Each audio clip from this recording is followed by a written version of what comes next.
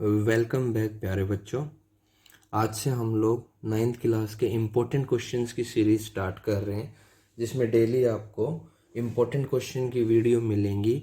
और मैं आपसे वादा करता हूँ, मैं पक्के तौर पर ये कह सकता हूँ कि आपका नाइन्थ का जो बोर्ड का एग्ज़ाम होगा, नाइन्थ का जो सेकेंड टर्म का एग्ज़ाम होगा, वो सारे क्वेश्चन इन्हीं में से आएंगे।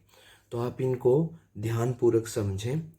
चलिए स्टार्ट करते हैं। फर्स्ट क्वेश्चन, घनाभ के आकार का एक टैंक है जिसकी लंबाई 20 मीटर है। घनाभ घनाभ क्यूबाइड होता है, एक ऐसा डिब्बा जैसे चौक का डिब्बा होता है, सॉरी मिठाई का डिब्बा होता है, जूतों का डिब्बा होता है, जिसकी लंबाई चौड़ाई ऊंचाई अलग अलग है।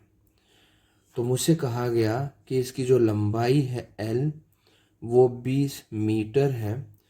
यदि इसमें से 18 घन मीटर पानी निकाल दिया जाए। देखिए, घन मीटर जो होता है वो आयतन होता है, तो 18 घन मीटर पानी इसमें से निकाल देते हैं तो पानी का स्तर 15 सेंटीमीटर नीचे चला जाता है।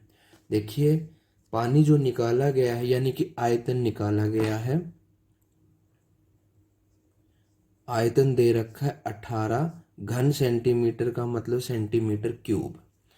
तो आयतन दिया हुआ है, पानी का स्तर 15 सेंटीमीटर नीचे चला जाता है, यानी उसकी हाइट जो है वो 15 सेंटीमीटर है।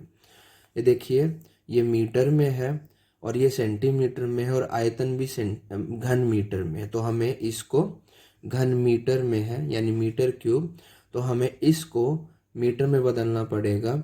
तो सेंटीमीटर को अगर हम मीटर में बदलेंगे तो हम इसे 100 से डिवाइड कर देंगे। अब आयतन का जो फार्मूला होता है, लंबाई गुणा चौड़ाई गुणा ऊंचाई बराबर 18 है। लंबाई 20, चौड़ाई नहीं मालूम, ऊंचाई 15/100 बराबर 18। देखिए, 20 पंजे 100, ये पूरा कट गया, 5 से नीचे 5 दिए 15। अब आपके पास इधर b बचा हुआ है, गुणा में 3 बराबर 18, 3 उधर भाग में चला जाएगा, 18/3, 3 से ये 6 आ गया, कट के 18। b का मतलब चौड़ाई है, तो इसकी चौड़ाई होगी 6 मीटर। ये आपका फर्स्ट क्वेश्चन। इसी में और करके एक क्वेश्चन और दिया हुआ है। कहते हैं, एक गोले का आयतन ज्ञात कीजिए जिसका पृष्ठीय क्षेत्रफल, सरफेस एरिया, देखिए यहाँ पर कुल नहीं लिखा हुआ, वक्र नहीं लिखा हुआ, तो आप यहाँ पर कुल ही लेंगे। तो गोले का कुल पृष्ठीय क्षेत्रफल, गोला जिसको स्फेयर कहा जाता है, गोले का कुल पृष्ठीय क्षेत्रफल शॉर्ट फॉर्म में TS से होगा, वो दे रखा है 616 सेंटीमीटर स्क्वायर। यहाँ से मैं उसकी R यानी रेडियस निकालूंगा। गोले का TSA का जो फार्मूला होता है वो होता है 4πr² बराबर 616, 4 22/7 R² बराबर 616। इसको पलट के आप दूसरी तरफ ले जाइए, R² 616, यहाँ 7 ऊपर आ जाएगा गुणा में, 4 और 22 नीचे आ जाएगा। 11 से काटते हैं, 11 दूनी 22, 11 पंजे 55, 11 छिक 66, ये हो गया। 4 से काटते हैं, 4 एकम 4, 4 चौक 16, 2 से फिर काटते हैं, ये 7। इधर R² बचा हुआ है, उधर 7 और 7, 2 7 बचे हुए हैं, यानी कि 7 का स्क्वायर, स्क्वायर से स्क्वायर कट जाएगा। R हमारा 7 सेंटीमीटर। मुझे आयतन पूछा है गोले का, वॉल्यूम, तो वो होता है 4/3 πr³। तो यहाँ पर 4/3, पाई की वैल्यू 22/7, R वो 7 है, 3 बार लिख लेंगे, एक 7 से 7 कट जाएगा। अब बाकी आपको इसकी गुणा करनी है, 22 सतु सते 49/3 सेंटीमीटर क्यूब। तो आप इसकी गुणा करके इसको लिख दीजिएगा। नेक्स्ट क्वेश्चन, सेकंड की तरफ जाते हैं, जो कि बहुत ही आसान क्वेश्चन है। इसमें कहा गया कि x बराबर -3 पर बहुपद का मान निकालिए। यानी x की वैल्यू घटा 3 इसमें रखनी है। बहुत आसान क्वेश्चन। 2 x की जगह हमने घटा 3 रखा जमा 5, ये हो गया घटा का 6 जमा 5, यहाँ से घटा 6 जमा 5 घटा 1, ये आंसर आ गया। कितना छोटा सा क्वेश्चन, 2 नंबर का आपका होगा। नेक्स्ट चलते हैं थर्ड क्वेश्चन की तरफ। थर्ड क्वेश्चन कहता है एक जोकर की टोपी एक लंबवर्तीय शंकु के आकार की है। शंकु के आकार की, ये आपकी टोपी हो गई शंकु के आकार की, जोकर की टोपी, जिसमें आधार की त्रिज्या यानी रेडियस 7 सेंटीमीटर है और इसकी ऊंचाई h 24 सेंटीमीटर है। ये रेडियस हो गई, ये हाइट हो गई। कहा इस प्रकार की 10 टोपियां बनाने के लिए आवश्यक शीट का क्षेत्रफल ज्ञात कीजिए। देखिए एक टोपी बनाएंगे तो इसके चारों तरफ गत्ता लगा हुआ है, तो गत्ता का क्षेत्रफल निकालने के लिए मुझे इसका वक्र पृष्ठ क्षेत्रफल निकालना होगा। वक्र पृष्ठ क्षेत्रफल के लिए मुझे L की जरूरत होगी, तो L का फार्मूला होगा r square plus h square. यहाँ पर L स्क्वायर, R हमारा 7 का स्क्वायर और H हमारा 24 का स्क्वायर। 7 का स्क्वायर 49, 24 का 576, इनको हम जोड़ते हैं तो ये 625 हो गया। 625 25 का स्क्वायर होता है, स्क्वायर से स्क्वायर कट जाएगा, L की वैल्यू 25 आ गई। अब मुझे वक्र पृष्ठीय क्षेत्रफल यानी CS से निकालना होगा, जिसका फार्मूला पाई आर L होता है। 22/7, R की वैल्यू 7 और L हमने निकाला है 25, तो 25 दूनी 50 और 550 सेंटीमीटर क्यूब ये एक टोपी बनाने में लगा क्षेत्रफल होगा। यानी एक टोपी बनाने में जितना आवश्यक शीट होगी उसका क्षेत्रफल है। मुझे 10 टोपियों का पूछा है, तो मैं यहाँ लिख दूंगा 10 टोपियां बनाने में लगी शीट। जितनी शीट यूज हुई हैं तो मैं इसे 10 से गुणा कर दूंगा, तो 550 गुणा 10, तो ये 5500 सेंटीमीटर क्यूब हो जाएगा। नेक्स्ट चलते हैं बच्चों।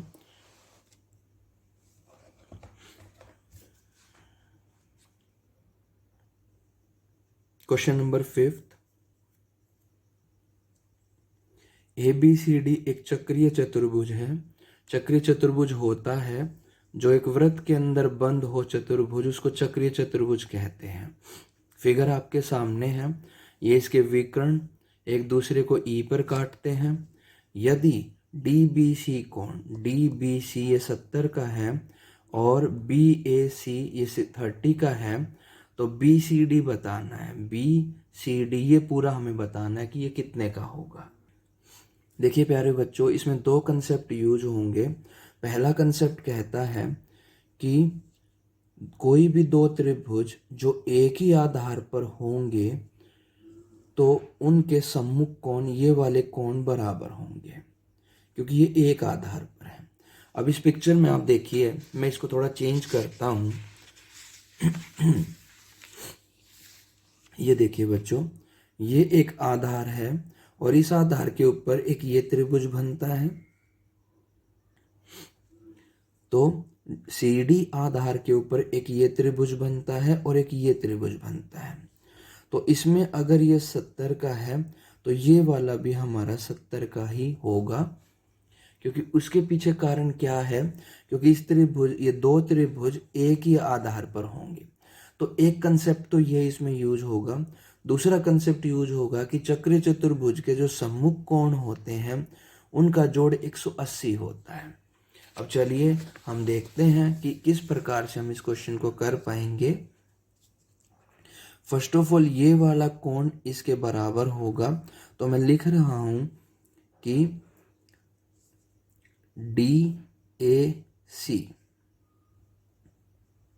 बराबर होगा इसके DBC के। ये 70 का है तो ये भी हमारा 70 आ जाएगा। इसके पीछे कारण ये है कि त्रिभुज, 2 त्रिभुज एक ही आधार व दो समांतर भुजाओं के बीच स्थित है। वह समांतर भुजाओं के मध्य स्थित है। तो ये 70 का, अब इसका और इसका पूरा कोण जो जोड़ होगा वो 180 होगा। DAB प्लस ये DCB बराबर 180 डिग्री, क्योंकि चक्रीय चतुर्भुज के सम्मुख कोण का जोड़ 180 होता है। ये हमारा 30 जमा 70 100 का हो गया। ये मुझे निकालना है कि DCB कितने का होगा। अब इसको नाम को हम DCB की जगह BCD भी रख सकते हैं, क्योंकि C बीच में होना चाहिए। BCD 180, 100 उधर जाके घट गया तो वैल्यू हमारी 80 डिग्री आ गई। ये हमें निकालना था। नेक्स्ट क्वेश्चन 4th, सिद्ध कीजिए किसी समांतर चतुर्भुज का एक विकर्ण उसे दो सर्वांग समत्रिभुजों में विभाजित करता है। समांतर चतुर्भुज होता है पैरेललोग्राम, जिसकी आमने सामने की भुजा समांतर होंगी। ये एक समांतर चतुर्भुज हुआ ABCD। तो मुझे गिवन है, इसमें ये लिखना होगा, गिवन दिया है, लिख सकते हैं कि ABCD एक समांतर चतुर्भुज है। मुझे सिद्ध करना है कि इसका एक विकर्ण इसको दो बराबर दो सर्वांगसम त्रिभुजों में विभाजित करता है। अब मैं क्या करूँगा, इस ट्रायंगल को इस ट्रायंगल के साथ कॉन्ग्रुएंट सिद्ध करूँगा, सर्वांगसम। ABD त्रिभुज ABD और त्रिभुज CBD के ABD, क्योंकि यहाँ से ये वाली भुजा इसके बराबर होगी तो इसका नाम बनेगा CDB के। देखिए इनमें बड़ा ही रोल होता है। अब देखिए मैंने लिखा ABD, तो AB बराबर होगी CD के, तो नाम के अनुसार जब यहाँ से मैं AB ली है तो यहाँ पर CD लेनी पड़ेगी। अब देखिए AB बराबर होगी CD के, और यहाँ से DA बराबर होगा CB के, और BD दोनों में कॉमन होगी। यहाँ के लिए मैं लिखूंगा कि समांतर चतुर्भुज की सम्मुख भुजाएं, समांतर चतुर्भुज की सम्मुख भुजाएं, क्योंकि समांतर चतुर्भुज की सम्मुख भुजाएं बराबर होती हैं। ये कॉमन लिखूंगा, उभयनिष्ठ। तो बेटा ये दो त्रिभुज ABD सर्वांगसम हो गए CDB किससे, SSS प्रॉपर्टी, क्योंकि इसमें तीन भुजा यूज हुई। ये इसके बराबर हो गई, ये वाली इसके बराबर हो गई, और ये दोनों में कॉमन है ही। तो यहाँ से यही तो हमें सिद्ध करना था कि ये दोनों त्रिभुज हमारे सर्वांगसम है। देखिए पांचवा मैंने पहले करवा दिया, तो उसका दूसरा एक और पार्ट और दिया हुआ है। सिद्ध कीजिए कि वृत्त की समान जीवाएं केंद्र पर समान कोण बनाती हैं।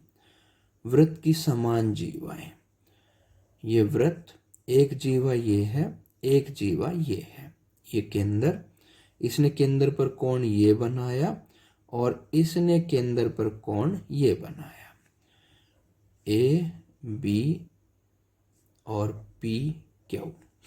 अब दिया क्या है, दिया है कि AB बराबर PQ के। क्यों? क्योंकि ये समान जीवाएं हैं। मुझे सिद्ध क्या करना है, सिद्ध करना है ये वाला कोण इसके बराबर, AOB कोण बराबर होगा POQ कोण के। क्या करूंगा, इन दोनों त्रिभुजों को सर्वांगसम सिद्ध करूंगा, AOB और त्रिभुज POQ। देखिए बड़ा ही इसी तरीके से ए बी और पी क्यू बराबर है, क्योंकि ये तो दिया है कि जी वाई बराबर है, ये वाला इसके बराबर आ जाएगा, ए ओ बराबर पी ओ ले लीजिए, वो भी चलेगा, और बी ओ बराबर इसके ले लीजिए, क्यू ओ के। क्यों? क्योंकि ये तो दोनों त्रिज्याएं हैं और त्रिज्याएं हमेशा बराबर होती हैं। तो ये तीन साइड हमारी बराबर हो गई, तो ए ओ बी सर्वांग सम हो गया पी ओ क्यू के। कौन सी property? By S S S property, यानी तीनों भुजाएं बराबर हैं। तो अगर ये हो गया तो सिप्लिसिटी से ये वाला कोण इसके बराबर आ जाएगा। तो ए ओ बी कोण बराबर है पी ओ क्यू कोण के by C P C T. चलिए अब थोड़े से आसान क्वेश्चन करते हैं। सिक्स्थ कहता है यदि एक गोले और एक ठोस घन का पृष्ठीय क्षेत्रफल समान है, पृष्ठीय क्षेत्रफल यानी कि सरफेस एरिया, अब टोटल ही लेंगे, तो उनके आयतन का अनुपात ज्ञात कीजिए। देखिए एक तो टी एस से यानी कुल पृष्ठीय क्षेत्रफल किसका? गोले का।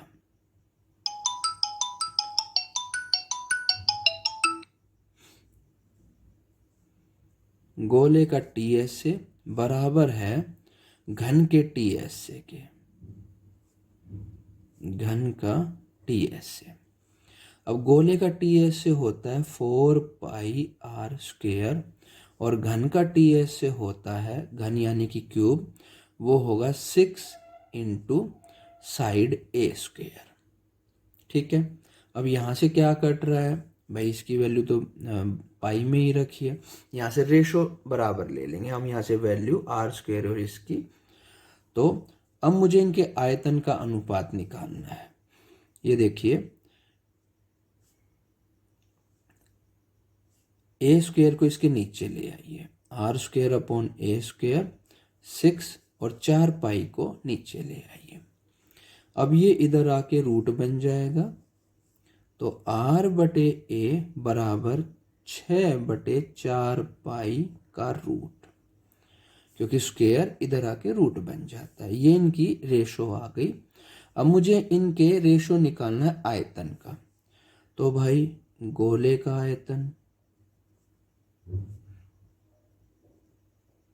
बटे में घन का आयतन, घन का आयतन गोले का होता है 4/3 पाई आर क्यूब, और इसका होगा ए क्यूब। अब आप क्या कीजिए, इसको इकट्ठा करके ले लीजिए,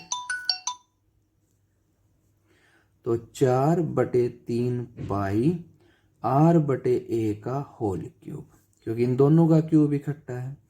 तो 4/3 पाई 22/7, इसकी वैल्यू ये रही 6/4 पाई का क्यूब और ऊपर रूट। ठीक है जी, तो यहाँ से इसको हम सोल्व करेंगे तब वैल्यू इसकी निकल पाएगी। तो ये मुझे लग रहा है कि शायद क्वेश्चन में कुछ गड़बड़ हो, बट आप यहाँ तक इसको सीख लीजिए, क्योंकि इससे आगे सोल्व करना थोड़ा मुश्किल हो रहा है। नेक्स्ट 7 देखते हैं। इसका गुणनखंड निकालना है, 2t स्क्वेयर माइनस टी घटा 10। भाई इसकी और इसकी गुणा, 10 दूनी 20 तो गुणा चाहिए, और जोड़ चाहिए घटा 1, तो 5 चौका 20। तो इसको आप लिखिए घटा 5t जमा 4t घटा 10। इसमें से t कॉमन है, तो 2t घटा 5, इसमें से 2 कॉमन है, 2 कॉमन लेंगे तो यहाँ 2t बचेगा, और 10 में से 2 तो 5। तो एक तो हो गया 2t घटा 5, एक हो गया t जमा 2। ये आपके गुणनखंड हो गए। सिंपल क्वेश्चन है। इस क्वेश्चन में मुझे थोड़ा डाउट लग रहा है, तो अभी तक आप इसको इतना ही सीख लीजिए। ठीक है बच्चों, थैंक यू।